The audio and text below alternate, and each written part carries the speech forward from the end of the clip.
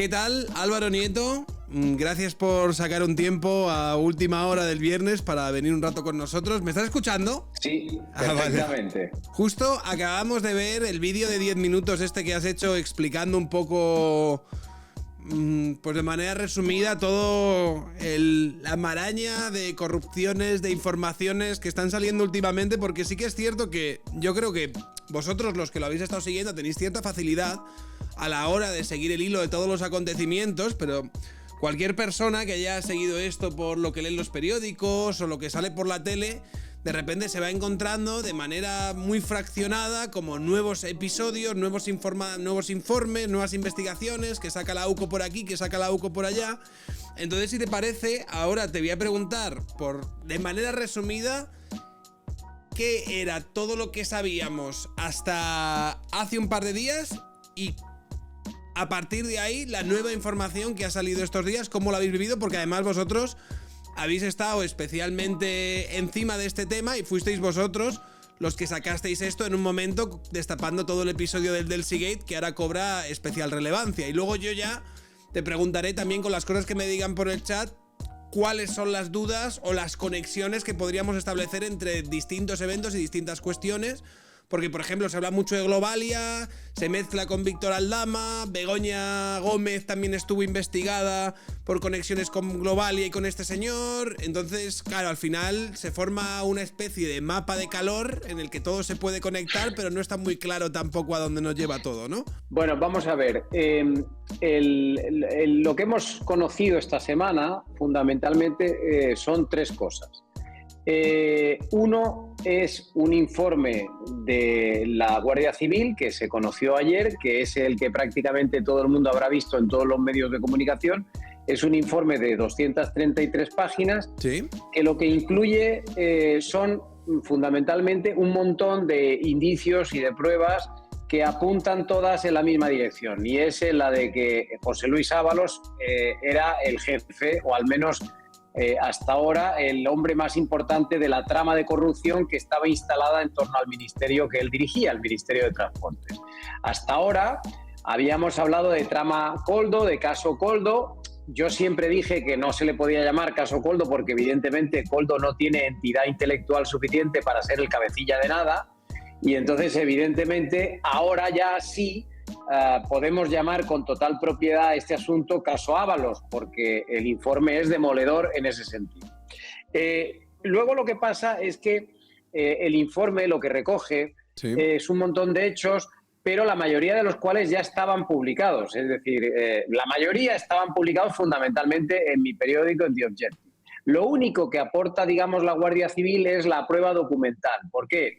Porque la Guardia Civil ha tenido acceso a los teléfonos móviles de esta gente, ha tenido acceso a algunos correos electrónicos, cosa que los periodistas pues no podemos, y entonces ahora, por ejemplo, pues hemos llegado a ver pruebas concretas que nosotros podíamos saber de su existencia y por eso a veces pues publicábamos que existían, pero no las pusimos en conocimiento del público porque no las teníamos en muchos de los casos, ¿no? Entonces yo creo que el informe es muy bueno porque avala todo el trabajo periodístico que venimos realizando fundamentalmente desde el año 20, primero en Voz Populi y luego aquí en The Objective. Todo el equipo que trabaja conmigo, esto no lo hago yo solo, evidentemente.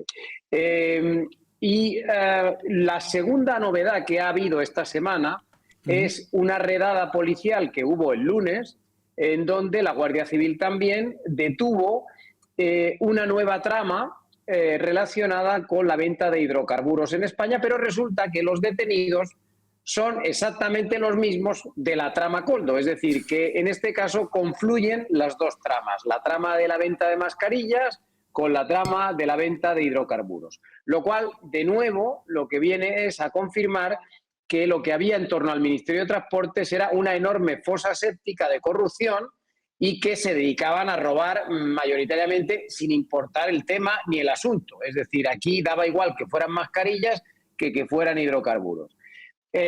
Y esto es lo que ha terminado por llevar a la cárcel, prisión incondicional para Víctor de Aldama, que es, este sí tiene un poquito más de entidad que Koldo García, y ahora mismo, pues claro, es una figura clave porque era el gran intermediario entre el gobierno, y fundamentalmente Ábalos, y los empresarios que acababan pagando estas comisiones y y estos pagos en especie por los favores que obtenían del gobierno. Y la tercera novedad que hemos conocido esta semana tiene que ver directamente con The Objective, porque nosotros, a raíz de las detenciones del lunes, nosotros ya sabíamos desde hace meses que había una trama de hidrocarburos porque veníamos investigándola, pero habíamos sido muy cuidadosos al publicar algo sobre esto porque todavía estaban algunos detalles por atar, ¿no?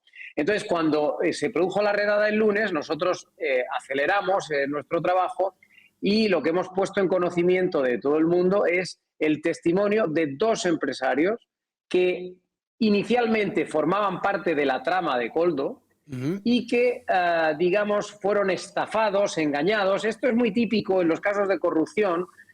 Cuando hay una banda organizada, normalmente entre ellos pues se estafan, se engañan, y aquí lo que habían es quedado en un reparto de dinero y una serie de cosas, y de repente hay dos que son excluidos, digamos, por así decirlo, del negocio, y ahora ellos, lógicamente, toman represalias contra Aldama y contra Koldo y tiran de la manta. Tiran de la manta, evidentemente, exigiendo protección, es decir, les hemos protegido la identidad visual, hemos grabado unas conversaciones con ellos en donde no se les ve la cara y les hemos modificado la voz, pero todo el mundo puede ver ahí que se trata de un relato completamente espeluznante, porque, entre otras cosas, lo que nos han contado es que en algunas ocasiones llevaban dinero en efectivo en bolsas a la sede del Partido Socialista. En concreto, uno de los testimonios habla de 2 entregas de dinero en octubre de 2020 y cada una de ellas de 45.000 euros. Esto es una novedad importantísima porque hasta ahora no teníamos conocimiento de que se llevara dinero directamente a la sede del Partido Socialista. Lo que queda por ver es si ese dinero era para el partido o era para José Luis Ábalos, porque hay que recordar que en octubre del 20 José Luis Ábalos era el hombre más fuerte del Partido Socialista, era secretario de organización. Entonces puede ser que el dinero se lo entregasen en la sede del PSOE, pero para él esto no está muy claro, al menos de momento. Lo que hemos publicado también hoy, la última versión, la última entrega de este vídeo, es que reconocen abiertamente que se les pide que le compren un chalet a Ábalos en Sotogrande como contraprestación por un favor que les hace Ábalos concediendo una licencia para explotar una empresa de hidrocarburos. O sea, básicamente, la trama de hidrocarburos, por si alguien se ha hecho un lío, consiste en que una serie de empresarios le piden a Aldama que intermedie con Ábalos para conseguir una licencia de explotación para poder vender hidrocarburos en España, y Ábalos presiona a los ministerios afectados porque esto no era competencia de Ábalos, y entonces Ábalos consigue que el ministerio de Teresa Rivera, que era el de Transición Energética, y que el ministerio de Industria, que era el de Reyes Maroto, autoricen a estos empresarios a tener una licencia de explotación. Y como contraprestación, gracias a haber obtenido ese favor, Ábalos recibe 3 cosas. Un chalet en Sotogrande, estas entregas de dinero que los empresarios con los que hemos hablado hablan de un total de 600.000 euros, y consigue, en tercer lugar, que le paguen la vivienda a su novia, a su amante, a Jessica, la famosa Jessica, por un total de unos 88.000 euros. Claro, a Jessica la llamaban las 20 minutos, pero vamos a ver. A mí lo que me sorprende de esto que me estás contando es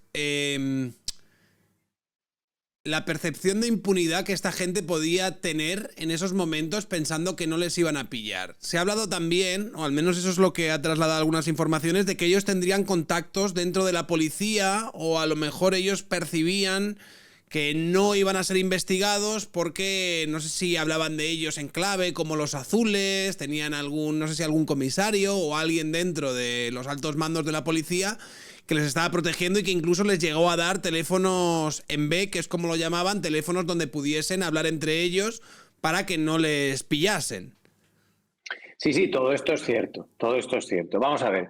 Primero, efectivamente, ellos yo creo que siempre han tenido esa sensación de que eran inmunes. A mí eso siempre me ha impresionado mucho porque yo he visto a José Luis Ábalos siempre muy tranquilo. Cuando da entrevistas en televisión, en radios y tal, siempre se le ha visto completamente tranquilo. Y eso solo puede ser porque se crea completamente inmune, quizás porque piense que sabe demasiado sobre Sánchez y que por tanto Sánchez nunca se atreverá a dejarle caer porque puede tirar de la manta. Lo que pasa es que, claro, yo no sé si al final Ábalos va a caer por el camino, a pesar de los secretos que pueda llegar a saber de Sánchez, porque, claro, ahora mismo los indicios y las pruebas son demoledores, ¿no? Y es cierto, como tú estás diciendo, que es verdad que tenían mucha vinculación con las fuerzas de seguridad. En concreto, ellos estaban infiltrados en la Guardia Civil.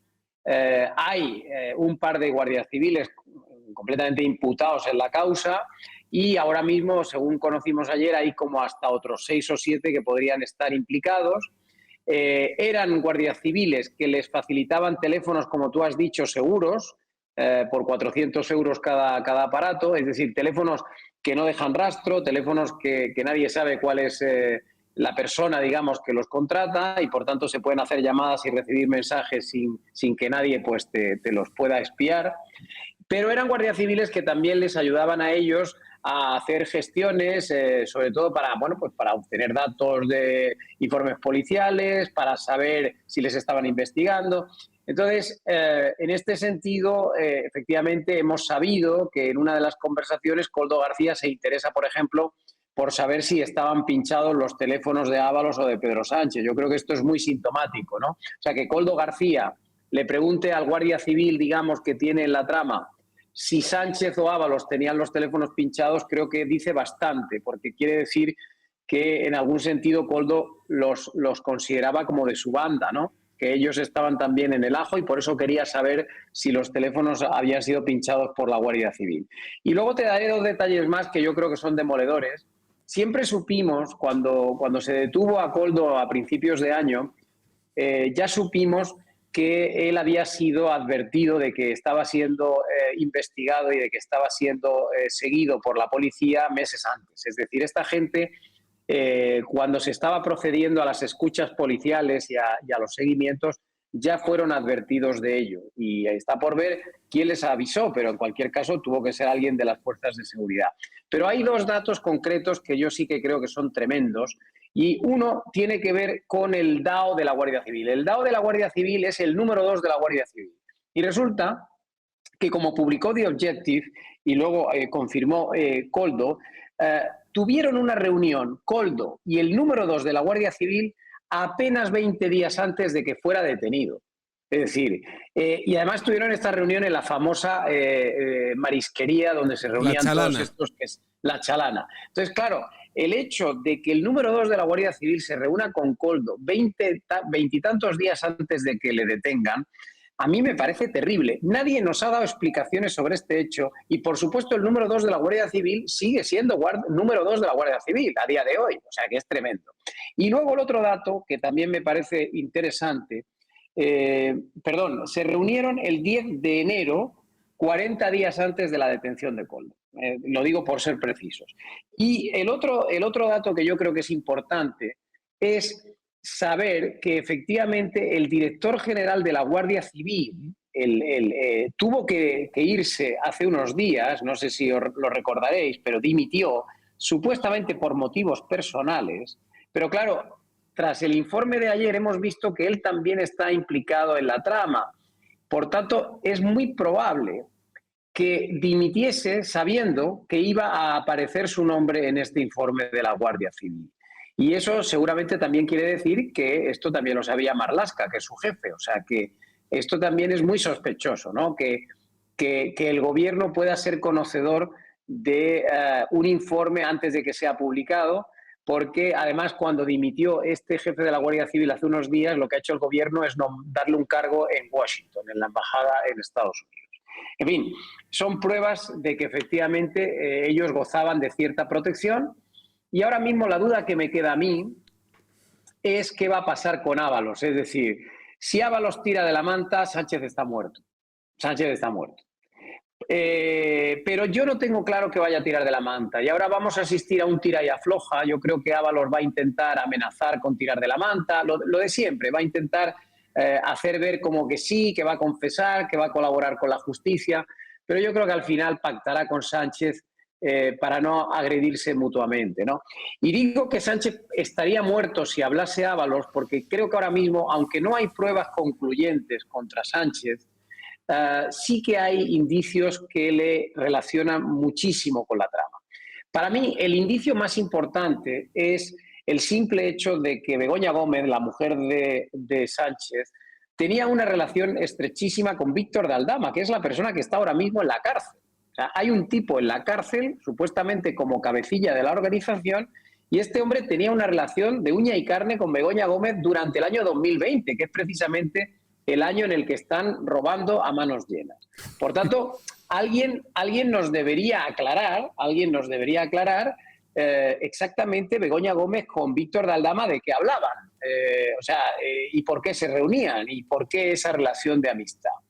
En segundo lugar, evidentemente, en el informe de ayer ya vemos que respecto al Delcy Gate, Pedro Sánchez fue informado 4 días antes de que llegase la vicepresidenta de Venezuela. Para mí también esto es muy importante porque significa que Sánchez estaba en el ajo de esa visita, una visita increíble, porque hemos conocido, gracias a este informe de ayer, incluso la agenda completa que tenía prevista en Madrid Delcy Rodríguez, con reuniones con varios ministros, por ejemplo, uno de ellos, Salvador Illa, y hemos conocido también la carta que Ábalos le dirigió el mes de antes, invitándola a venir a España. Lo cual demuestra que el gobierno tuvo un interés especial por acercarse a Delcy Rodríguez, por estrechar las relaciones con el gobierno venezolano. Y aunque ahora Sánchez dice, no, yo es que desconocía que ella estuviera sancionada y que no pudiera venir a España. Bueno, mire usted tenía que conocer eso porque lo aprobó usted mismo siendo presidente del gobierno español. Pero en el hipotético caso de que usted no se acordase de que esta señora estaba sancionada, no sé qué narices hacía intentando estrechar relaciones y poniéndole la alfombra roja a una tipa que es una auténtica granuja. O sea, ya sabemos que esta persona es la vicepresidenta de una tiranía. Por tanto, a mí me abochorna sinceramente que el gobierno de España, nada más llegar al poder en el año 20, porque acordémonos de que el gobierno tomó posesión aquella primera semana de enero y ya estaban con una visita de Delcy Rodríguez del día 20 de enero. O sea, no esperaron ni un mes para reunirse con esta señora, lo cual me parece espantoso y lo cual ya da buena idea de que efectivamente algo estaban ahí pergeñando. Luego hemos sabido, por cierto, también que Aldama compró unos lingotes de oro a Venezuela, o sea que tú fíjate el tema. Y finalmente quería decir también en relación a Sánchez que el informe de la UCO también señala a Sánchez desde el momento en que se ve cómo Sánchez está muy pendiente del rescate de Globalia Air Europa en aquel año 20. Es verdad que el rescate de una compañía tan importante, de una empresa tan importante, pues lógicamente como tiene que ser aprobado en el Consejo de Ministros, es hasta cierto punto lógico que participen en las reuniones previas tanto el presidente como algunos ministros.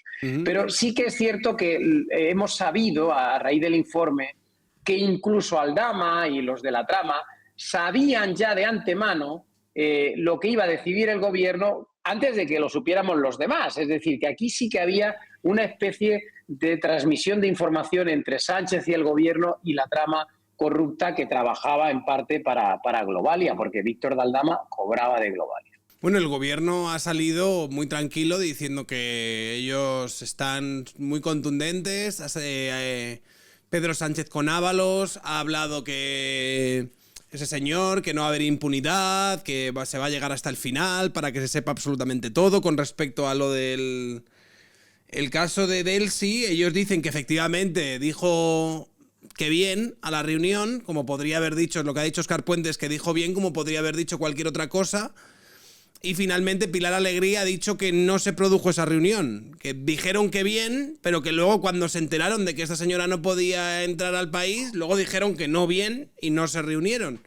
Entonces, yo creo que vuelven a la versión de que Ábalos iría al aeropuerto para decirle que no podía entrar, pese a que Ábalos había sido el que en un primer momento le había dicho a Pedro Sánchez, oiga, que esta señora viene para acá y va a haber una reunión o no va a haber una reunión y todo esto. Yo no sé muy bien cómo piensan escurrir el bulto o cómo piensan escapar. A mí me da un poco la sensación de que esta gente se ha abonado al hecho de poder básicamente huir hacia adelante, esperar a que este escándalo pase, ¿no? Trascienda y seguir como si no hubiese sucedido nada hasta que porque se les juntan tantas cosas todo el rato que es muy difícil de medir, ¿no? Porque lo de Begoña Gómez, hace 2 días la audiencia provincial supuestamente iba a archivar el caso y ahora de repente, no. Sí que sigue habiendo caso de corrupción en los negocios y de tráfico de influencias. Y de repente les explota esto. Pero luego aparece Silvia Inchaurrondo y nos dice que todo esto forma parte, que es una realidad parcial lo que estamos viendo y que tenemos que verlo. Entonces, ¿tú cómo ves la forma en la que tiene el gobierno de tratar todos estos escándalos y todos estos casos de corrupción y que los suyos sigan actuando como si realmente no estuviese pasando nada? A ver, yo creo que la estrategia que van a seguir es la que estás diciendo, ¿no? Por un lado, van a intentar que esto escampe cuanto antes, que pase rápido, porque han visto que aquí los escándalos, como son muy frecuentes, pues uno tapa al anterior y por tanto la gente se olvida rápido. Yo decía en ese vídeo que has citado al principio que en realidad, desde mi punto de vista, el gobierno tenía que haber caído ya el 23 de enero del año 2020, que fue el día que publicamos que se había producido el del Seagate. Yo creo que aquello fue intolerable y que en un país normal hubiera hecho caer un gobierno, o al menos a medio gobierno.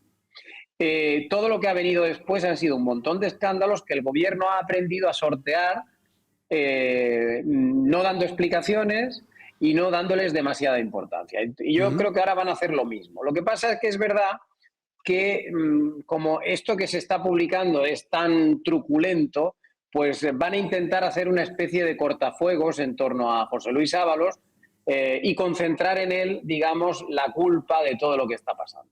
El problema es que ahora mismo, con los indicios que tenemos encima de la mesa, hombre, está clarísimo que Ábalos estaba implicado hasta arriba, por tanto el caso Ábalos ya es caso Ábalos, y la duda que queda es si esto al final afecta también de lleno a la Moncloa o al Partido Socialista. Esto ahora mismo está por demostrar. Podemos tener sospechas, podemos tener indicios, pero ahora mismo es verdad que con los datos en la mano hay que esperar. Pero vamos a ver una cosa, ¿en qué contexto puede uno de los más implicados y que ahora mismo está en la cárcel, Víctor de Aldama, en qué contexto puede decir, en unas conversaciones se puede preguntar si el número del presidente del gobierno está pinchado?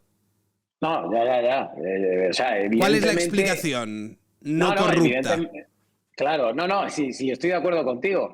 Pero hay que probar las cosas, Sergio. O sea, es decir, al final tú no puedes procesar a un presidente del gobierno sin tener algo más sustancial. Entonces yo creo que hay que dar tiempo a la justicia que avance, hay que dar tiempo también a que los periodistas hagamos nuestro trabajo, pero evidentemente ellos van a intentar que esto pase, que esto se olvide, van a intentar echarle la culpa a Ábalos y van a intentar también, pues lógicamente, tildar a los medios de comunicación que lo estamos publicando, pues de pseudomedios, de bulos, de no sé qué, que es un poco la estrategia en la que estaban todos estos meses, ¿no?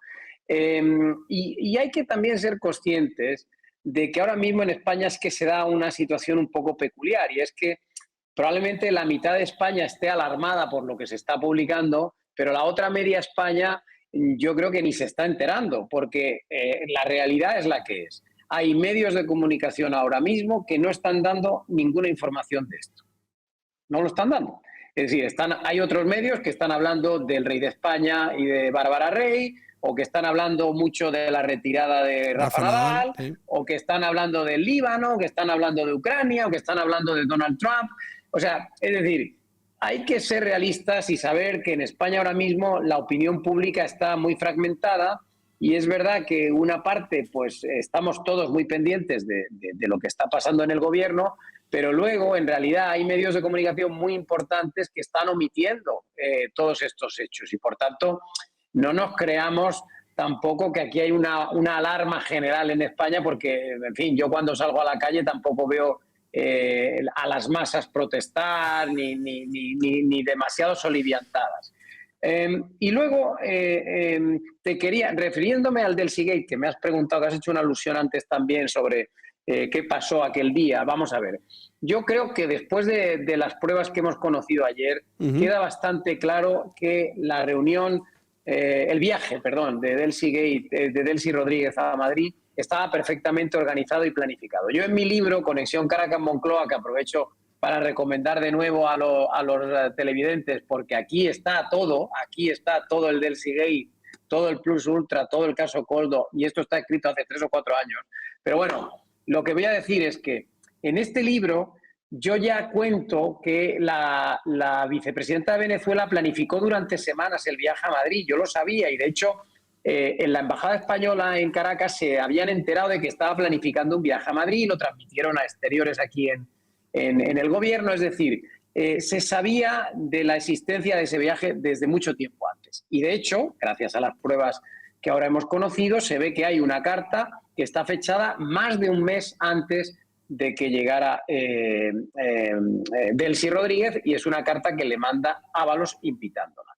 Entonces, no se nos puede decir que no había intención de reunirse, que no había... No, miren ustedes, había una reunión, había un viaje organizado que salió del Gobierno de España la invitación, y hay una agenda que hemos visto de 4 días en Madrid en donde hay reuniones todo el rato, entre ellas una reunión con el ministro Ábalos en el ministerio y una cena el lunes con el señor Illa y con algún otro ministro, pero no sabemos quién es porque no los identifica. Por tanto, algunos ministros del Gobierno de España tenían preparada en su agenda una cita con esta señora. Es verdad, mi teoría, y ya lo explico también en el libro, es que aquí lo que sucede es lo siguiente. Conforme está volando a Madrid el avión de Delcy Rodríguez, automáticamente se activan las alarmas en Barajas porque hay que comunicar desde el avión, hay que comunicar a tierra la identidad de los pasajeros, y en tierra el equipo que hay de seguridad de la Guardia Civil tiene que chequear quiénes son los pasajeros. Y va mirando uno por uno si tienen antecedentes penales, si pueden entrar en España, si no. Y entonces ahí saltan las alarmas esa noche porque ven que en el avión va la vicepresidenta de Venezuela, que no puede entrar en España. Entonces es en ese momento cuando yo creo alguien llama a Marlaska, al ministro del Interior, para decirle, oye, vamos a parar un avión porque no puede entrar esta tía en España. Y es ahí cuando Marlaska seguramente le pide a Ábalos, oye, vete al aeropuerto a ver si consigues que la dejen entrar. Y yo lo cuento en el libro, que hay un rifirrafe entre la Guardia Civil y Ábalos cuando llega al aeropuerto, porque Ábalos intenta convencer a los guardias civiles de que dejen pasar a la vicepresidenta, que tiene agenda en España, que está invitada a venir de visita, pero la Guardia Civil no cede. La Guardia Civil no cede y no le deja acceder. Entonces, ¿qué hace él para compensar, digamos, la situación? Pues se monta en el avión, se reúne con ella 40 y tantos minutos, luego bajan los dos y se vuelven a reunir otros 40 y tantos minutos en la terminal ejecutiva, y entonces celebran ahí una reunión total de 1 hora y media para, ya que se tiene que ir de España Delcy Rodríguez, pues por lo menos aprovechar la ocasión, porque Ábalos tenía previsto reunirse con ella en el ministerio el lunes por la tarde, ¿no? A mí me produce cierto impacto la relación que tiene también este gobierno con la mentira. Es decir, por ejemplo, cuando estaban justificando esto de la reunión, hubo una reunión, pero luego nos enteramos, pero yo di el ok, pero luego no lo di. Y dan ruedas de prensa donde se puede constatar fácilmente el hecho de que estén mintiendo, pero no les pasa factura. El otro día, por ejemplo, aparecía Pilar Alegría cuando la Audiencia Provincial dijo que debían continuar con la investigación de Begoña Gómez. Y ella salió diciendo que la Audiencia Provincial básicamente les había dado la razón y que lo que había dicho la Audiencia Provincial es que estaban un paso casi más cerca del archivo de la causa, cuando había dicho todo lo contrario. Entonces, yo te quería preguntar, porque tú lo has estado siguiendo esto de cerca, ¿cuál es la relación que tiene con la mentira y por qué parece que no les pasa factura? Bueno, eso es una realidad. O sea, yo creo que en España los políticos se han acostumbrado a mentir y a que no les pase factura. Y esto es un problema que tenemos como país, que nos tenemos que hacer mirar, porque sí que creo que es grave que un político mienta. y que nos tome el pelo, porque yo creo que en el caso, por ejemplo, de Delsi es muy claro. En el libro cuento las 10 versiones que dio Ábalos inicialmente, que tuvo que ir cambiando la versión conforme íbamos publicando noticias al respecto. Y lo de hoy de Sánchez, por ejemplo, pues es una nueva mentira sobre la versión que nos habían dado anteriormente, ¿no? En fin, yo creo que esto es un problema que tenemos que intentar solucionar, pero lamentablemente se produce, yo creo, la tolerancia a la mentira se produce porque hay una parte de los medios de comunicación que aceptan la mentira como verdad. Y es que este es el problema. Yo creo que el gran problema que tenemos en España es que no hay un consenso sobre la verdad. La verdad es una, es decir, los hechos son sagrados. Los periodistas solemos decir que los hechos son sagrados y las opiniones independientes, ¿no? Entonces, claro, ¿qué ocurre? Que si no hay un cierto consenso sobre la verdad, sobre todo entre los periodistas, pues difícilmente podemos, en fin, pues obligar a un político a que se vaya del gobierno si ha mentido. Porque, claro, lo que resulta cada vez que miente es que la mitad de los medios dicen que ha mentido y la otra mitad dicen que ha dicho la verdad. Entonces, claro, ante esta situación es muy difícil. Es muy difícil porque lo que te decía yo antes, no hay un clamor general pidiendo la dimisión. Hay media España pidiendo la dimisión y media España aplaudiendo con las orejas. Entonces, claro, el problema que tenemos es que hay ahora mismo una serie de periodistas y de medios de comunicación que están rendidos completamente a lo que ordene y mande el gobierno. Y no van a cambiar, no parece que tengan ningún interés en defender los intereses de España o en abogar porque se diga la verdad cuando se está gobernando, ¿no? Y la rendición de cuentas, cuando hablamos de dar explicaciones, porque esto también, en el caso de Begoña o incluso en otros casos que han salido paralelos con el hermano de Sánchez y otra serie de cuestiones, yo les veo dar ruedas de prensa, pero que normalmente no aceptan preguntas. Ellos salen ahí, sueltan como una especie de argumentario que me parece que ya traían de antemano, pero no les he visto someterse a una fiscalización por parte de los medios de comunicación y recibir preguntas de periodistas que puedan estar... O sea, ¿esto cómo es posible que no se sometan a ese escrutinio público, sobre todo teniendo en cuenta que ahora mismo, coño, es que tienen al exsecretario de organización que está a punto de ser imputado y que fue el número 2 de Pedro Sánchez y que organizaba todo el partido hace apenas unos años cuando todavía era presidente del gobierno? Sí, no, pues por lo que te digo, que en el fondo hay una parte de la sociedad y de los medios que se lo tolera. Se han acostumbrado a gobernar así y hacen lo que les da la gana. Y es verdad, y el gobierno ahora mismo, digamos que dice una cosa, pero hace la contraria. Habla de transparencia todo el rato, pero es el gobierno más opaco de la historia. Pedro Sánchez, por ejemplo, apenas da ruedas de prensa, hoy ha admitido una pregunta porque estaba en Roma y supongo que le interesaba echarle la culpa a Ábalos de esto del Delsigate, pero en general no se somete a ruedas de prensa, se somete a entrevistas, pero solo de periodistas, digamos, que están en su órbita. Por supuesto, no le da entrevistas a periodistas críticos. Luego, en las ruedas de prensa de Moncloa que hay cada vez que hay un Consejo de Ministros los martes, solo se le da la palabra a aquellos periodistas, digamos, que son también de la órbita. Te pongo como ejemplo que la persona que hace gobierno en The Objective, que es Ketty Garat, que es también la que ha publicado muchas de estas informaciones, Ketty va todos los martes a Moncloa y nunca le dan la palabra, no puede preguntar y ella levanta la mano todos los días y no se le da la palabra. Entonces, claro, así estamos. En los viajes oficiales que hace Sánchez tampoco se nos invita a ir acompañando al presidente en los aviones. En fin, esto es el día a día en España. Evidentemente es anormal, no debería ser así. En una democracia debería haber ruedas de prensa amplias, sin vetos, debería haber entrevistas, digamos, a todos los medios de comunicación. Por ejemplo, el reparto de la publicidad institucional debería hacerse de una manera más equitativa, pero no se hace. Es decir, ahora mismo en España tenemos la situación siguiente. El gobierno es el principal anunciante de España, algo que no sucede en ningún sitio de Europa Occidental, donde el primer anunciante siempre es una empresa privada. Y en España, siendo el principal anunciante, resulta que no dedica ni un solo euro a algunos medios de comunicación que son críticos. Entre ellos, por ejemplo, el mío, The Objective. En The Objective no recibimos un solo euro ni del gobierno ni de las empresas públicas que dependen del gobierno y que también son de los principales anunciantes de España. Ahí están Correos, Renfe, Loterías, ni un euro, lo cual es completamente anormal. Yo soy partidario de que no se gaste demasiado en publicidad institucional. El gobierno está gastando más que nunca en propaganda, y lo está haciendo para beneficiar a sus medios amigos.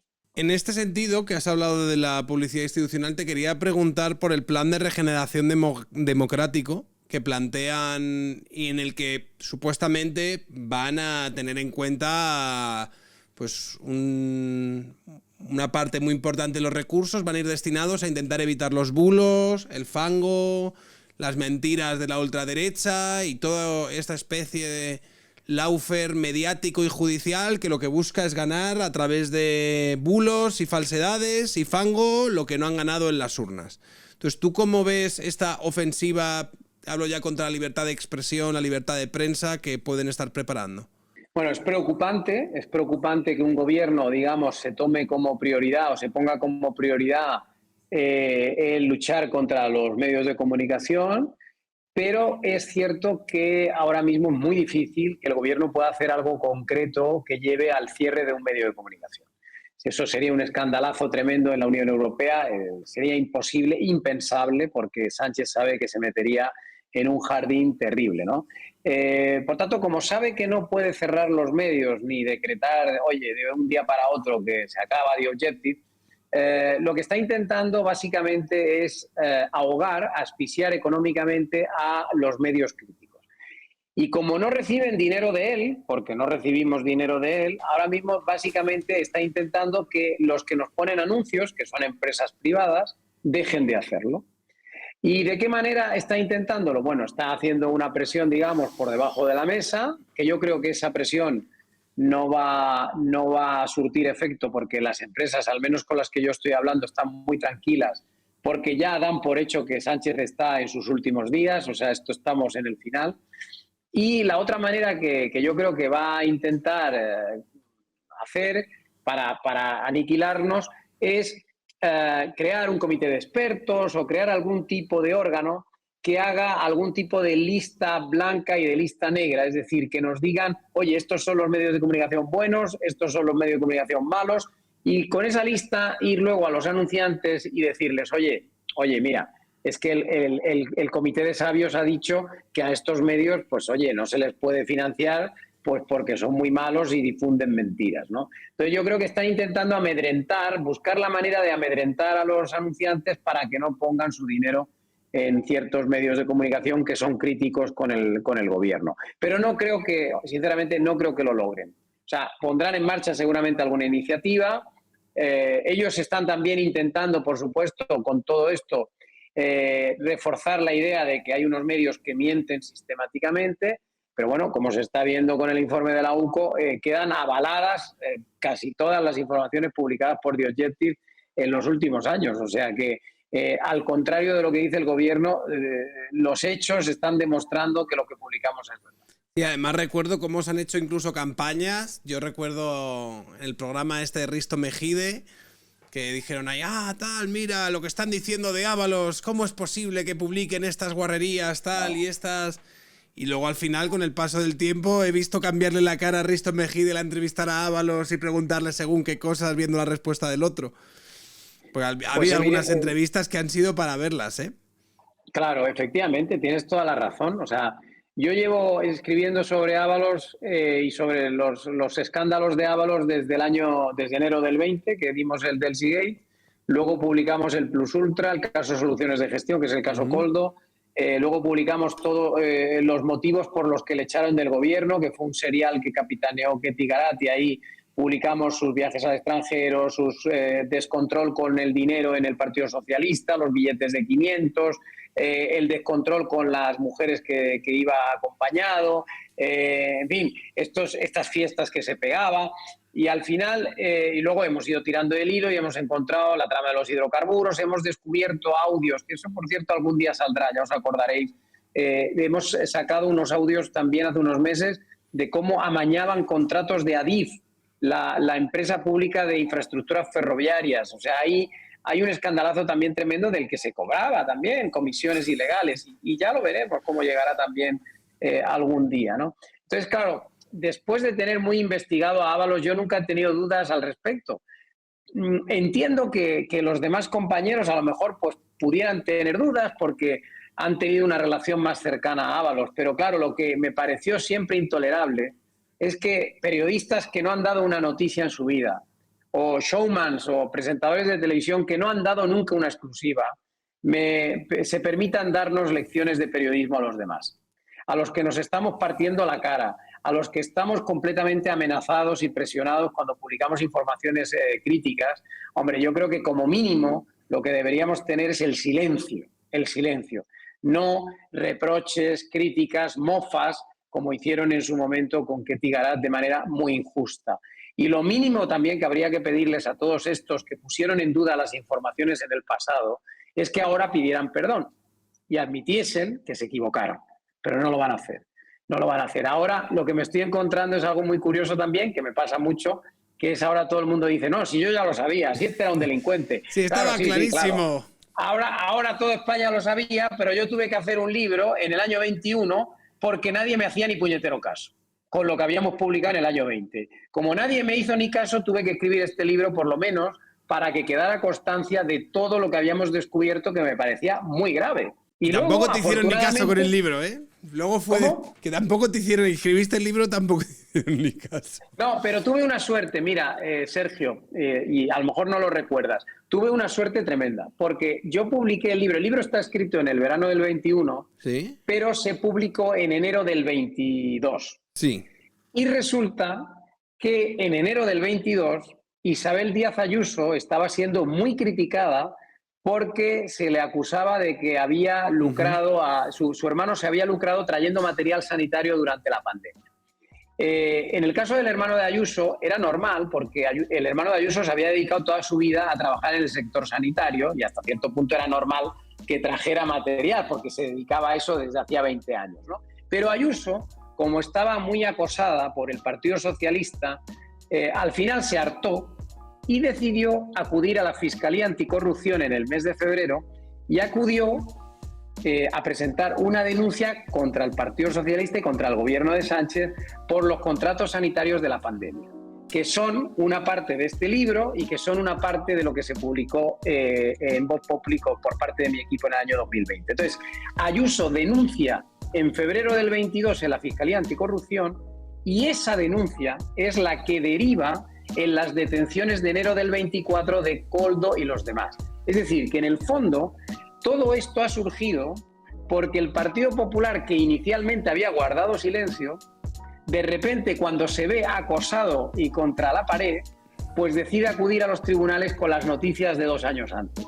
Y así es como ha nacido todo esto. Con lo cual, hombre, pues yo me alegro de que Ayuso al final tuviera las narices de ir a los tribunales, en este caso a la Fiscalía Anticorrupción, y tuve la suerte de que ese golpe de fortuna, un mes después de haber publicado el libro, al final ha terminado destapando y abriendo la caja de Pandora. No obstante, a mí, en el fondo, me da igual lo que hagan los demás. Es decir, yo voy a seguir haciendo mi trabajo hasta el final, los periodistas que están aquí trabajando conmigo también, y lo que hagan el resto de medios de comunicación, si nos siguen o no nos siguen, si nos secundan o no secundan, me parece una cosa secundaria, que cada uno haga lo que quiera, pero hombre, yo al menos pediría que cuando saquemos una información contra el gobierno no salgan en plan campaña organizada a atacarnos, que por lo menos estén callados, porque los hechos demuestran día tras día que estamos en lo cierto. Al final todo es culpa de Ayuso y me gustaría ver también la cara de los que... Bueno, esto fue con lo de Begoña Gómez, que escribieron un manifiesto en contra del fango y de que era muy importante cuando fue el momento de reflexión del presidente Pedro Sánchez y demás. Bueno, Álvaro, muchas gracias por pasarte, no te molesto más.